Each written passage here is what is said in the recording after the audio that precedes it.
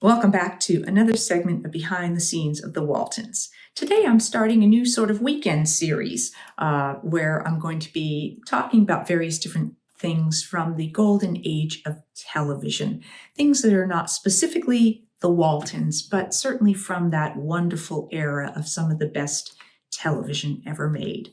My initial guest here for this weekend series is going to be our Walton director, Ralph Senensky, and he's going to be sharing many of his stories from the various different shows that he worked on over the decades. Please welcome Ralph Senensky. Good morning and welcome back. Good morning, and I'm happy to be back. Great. Always a pleasure. There's just always so much more to talk about. You have such an amazing history that I could just sit and be a fly on the wall for hours. So I'm going to come be a fly on the wall. When I started my website, that's what I said I wanted to do, to have the viewers be flies on the wall of the sets where I was filming. And we're filming now, so you're a fly on the wall. Yeah. I think when people come to film sets, it's fascinating to them for a period of time. And then I can't imagine that it doesn't get boring just watching. Well, I remember when I would have friends or family, and if they came to the set where I was filming, that was fine. But sometimes, like when my family came, they would go to other sets and they would ask me, "Well, aren't you going to come with us?" And I said, "No, it's boring." But it wasn't for them. Yeah.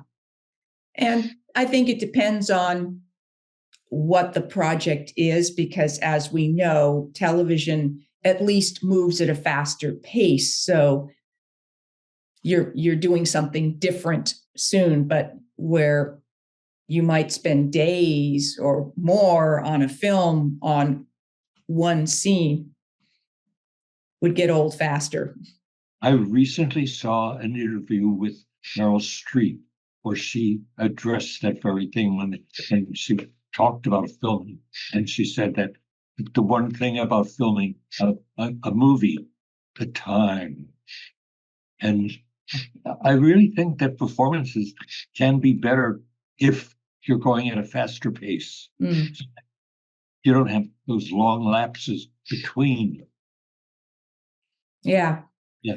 Well, I expect you came across this even in television, well, maybe less in television, the actors that are best on the first take and the ones that need more. Yes. Barbara Stanwyck was a first take actress, which Frank Capra discovered right at the beginning of her career. He was the first big director she worked with. I think he directed her second film and then did 4 or 5 of them. And he discovered very early on Stanwyck was best on her first take. I find, well, you've worked in theater as well. So in theater, when I was doing that, I would find initially that things were changing because I was getting fed more information and having an opportunity to work with the other actors. And then I would find there was a long period of time where I felt like nothing was changing, that I couldn't find another angle or thing to come into the character with. And then there'd be like spots here and there, like, ooh, I found a new moment. Yes. Yeah. Where should we start? Well, be the starter.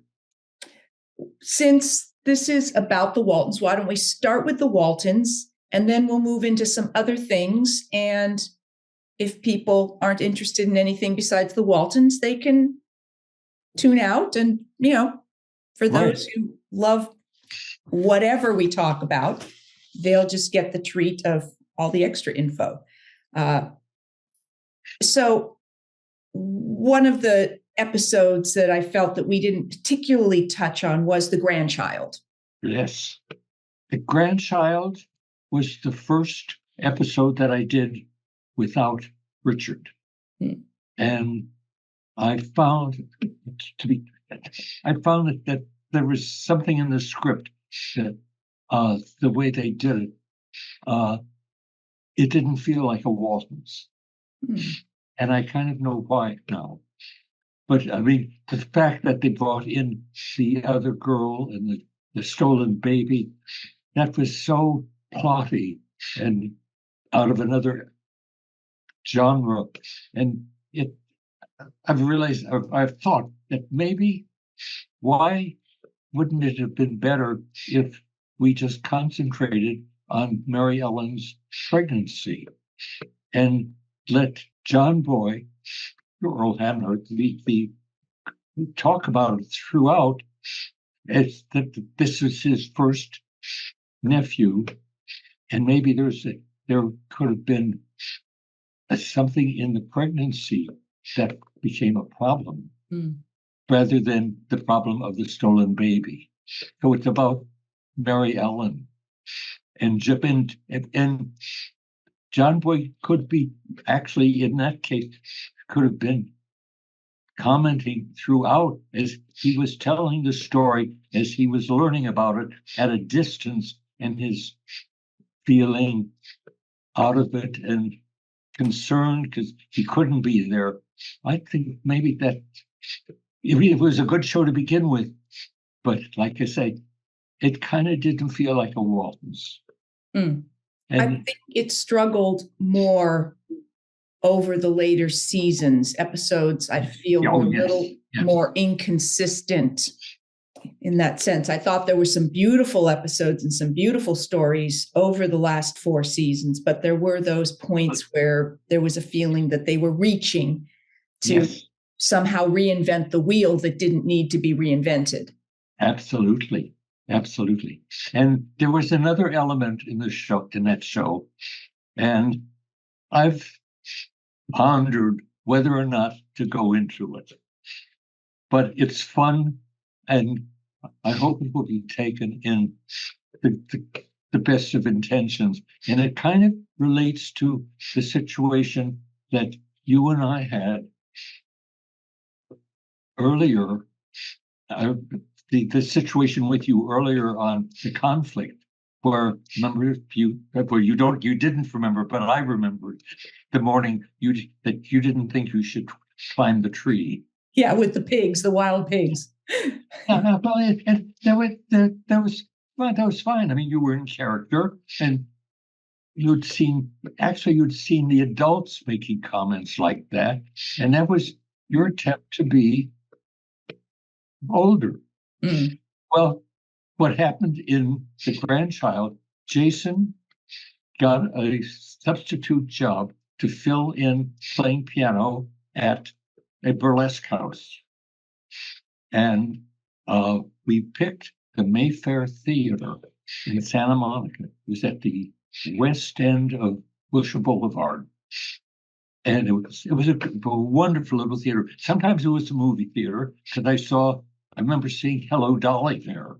And sometimes it was used as for stage. I had seen performances by a former classmate of mine. I can't remember his name, but Charles Pierce, who had a wonderful, wonderful show. It's a drag queen. Wonderful, wonderful, wonderful, wonderful. And when I had done Barnaby Jones, Buddy Epson had a birthday party there. And at that time, that was at a time when they had tables, and that used to be like a cafe with a stage. So we picked that. And at that time, I was an avid fan of A Chorus Line, which was playing at the Schubert Theater. I'd seen it 6 times. And we needed a dancer. And I said, okay, I'm going to get one of the gals, one of the lady stars of that show. And so we picked the one. She came in, we gave her the recordings, told her what to do, figured that she would kind of do her own routines. And we were set. We arrived there early in the morning, ready to go. And my dancer appears on crutches.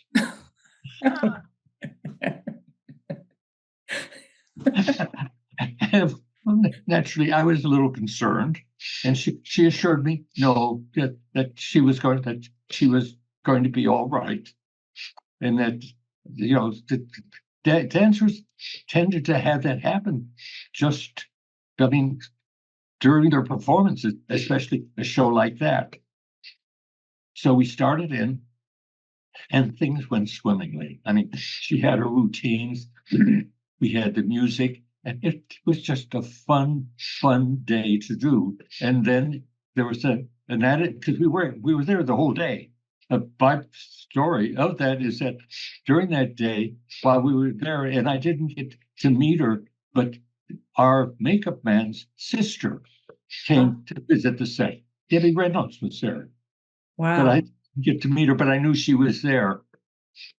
And we got into the afternoon. No, that was where the problem came. So when we finished the morning, and we had one of her sequences done. She had 2 or 3 sequences to do, but it was a full day's work. And when we got through, we had the hour break where they catered, and the crew was set. I was set. We were lit, and kind of wanted to get going and John Walmsley, and I don't blame him. I didn't at the time, because John came in and sat down in a chair, and he waited the final 10 minutes of his lunch break, just sitting there. When the whole company was ready to go, and I understood it. I mean, there again, that was a little bit, and it goes into the pressure that young people like you and like him were faced with coming into this business so early. And he sat there the full 10 minutes before we got up and we finished the day's work. And there is a final ironic ending to that I went back to the studio. I was set to go, when I finished the Grandchild, I was set to go right in the next day, start preparing my next show. And I went back in, and the next script that I had, it was a fine featured role for Jason. And I asked for the script to do something else. And the final irony is they agreed, and they gave me the other one. And so the assignment that I then got was The Warrior.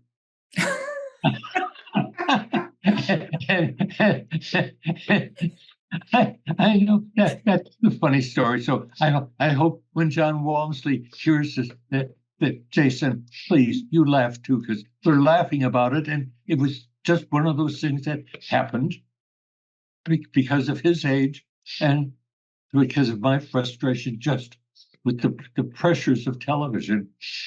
But I too got punished.